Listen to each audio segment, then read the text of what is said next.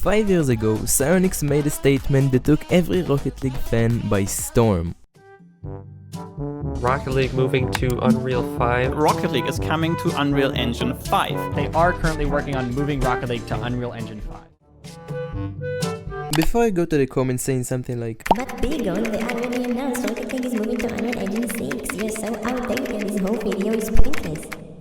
I know, but for the next 7 or something minutes, we are going to forget about it. Okay, back to the video. So, Psyonix announced this, got everyone hyped up, and then nothing. Broke my 14-year-old heart. So now I came back to finish what they couldn't. The only problem is, I've never done anything like this, or in other words, I have no idea what I'm doing. But, I mean, how hard could it be, right?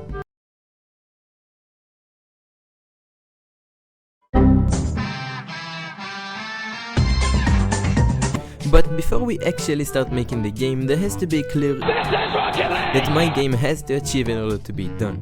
Something like being able to score an aerial goal. But little did I know, cause as it turns out, just by opening Unreal Engine, I'll have half of my work done for me. Or more specifically, I get a car that can drive around. So the first thing I actually did was adding the ball, which turned out to be a little harder than just adding a sphere to the arena. You see, in the real Rocket League, the ball almost never stands still. It's actually a very round ball. While in my game, well, just watch.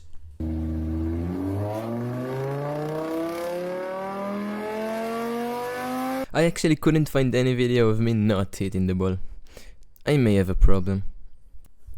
Anyway, I made a ball rounder and now it moves right. Next mission, learn how to drive. So now that I have a ball, obviously the next thing I need to do is to start working on the actual mechanics of the game. Naturally I decided not to do that and went looking for the best Rocket League stadium I could find for free. And I also got an Octane on my way. So now with my setup looking like this, I continued by adding the next simple mechanics, jumping and boosting.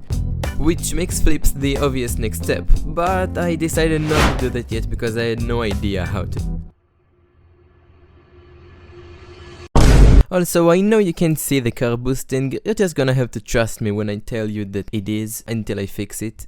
So now that the car can jump and boost, it's time to take it to the next step towards our goal. Something like being able to score an aerial goal. Making it steer while in the air. And this is where things get interesting. Currently the car turns using the wheels, which means that once it's in the air, it's practically useless.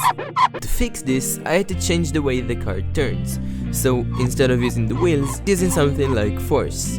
Which is exactly what I did. Now when I try to turn the car, the input goes into the force instead of the wheels, which on paper sounds fine. There's just one teeny tiny thing I didn't think about. As long as I hold down the turn buttons, more forces are being added, which basically means the longer I hold down the button, the faster the car rotates. And it gets very fast very quickly. Helicopter, helicopter! To fix this, I set the velocity instead of adding force, so no matter how long you hold the button, the car turns at the same speed. Oh yeah, now this happens from time to time. The car decides to forget what's left and what's right and just rotates 1 degree to the right, then 1 to the left, then 1 to the right, then 1 to the left, then 1 to the... Anyway, I have no idea why this happens, so I have no idea how to fix it. With that out of the way, I decided it's time to upgrade the stadium, cause let's be honest, currently it's not up to par with the quality of the mechanics.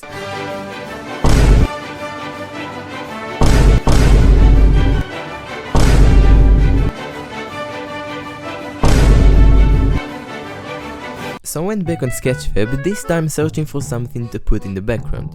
I found this cool neon city and pasted it a couple times around the map. Now with the stadium, plus some other stuff like adding grass, messing with the lighting and fixing the boost, I finished off with the visuals.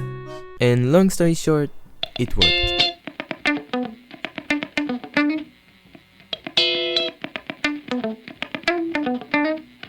Now the only thing that's left to do is to add flicks, which should have had a pretty simple execution, something like get rotation at the 60 set rotation.